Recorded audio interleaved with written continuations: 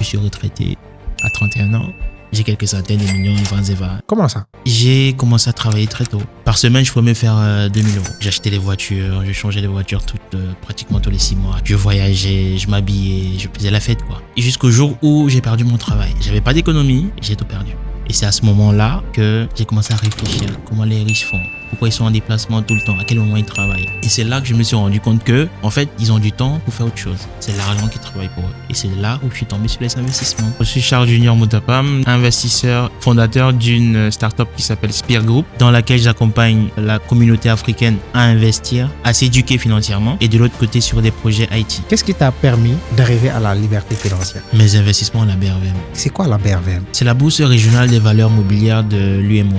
La garantie, les sécurités que la BRVM donne, les autres marchés ne le donnent pas.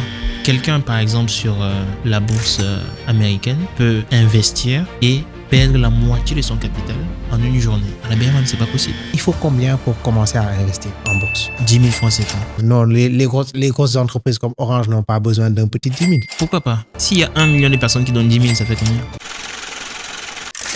C'est comme ça qu'il faut voir la chose. Quelles sont les différentes étapes qu'on traverse pour investir? Le premier point, c'est la base. Une fois que tu contactes une SGI agréée pour ouvrir ton compte, tu ouvres ton compte d'investissement, tu commences à répondre à la première question. Pourquoi?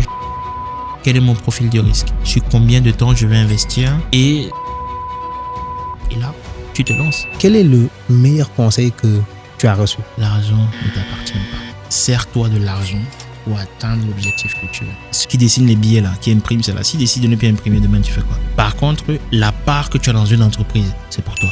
Pour être riche, pour avoir la liberté financière, il faut que tu sois égoïste et de mettre tes émotions de côté. Il faut rêver grand. Maintenant, quand tu rêves grand, est-ce que tu es prêt à payer le prix? Si oui, ok, d'accord, tu vas l'avoir. Si tu n'es pas prêt à payer le prix, tu restes là où tu es.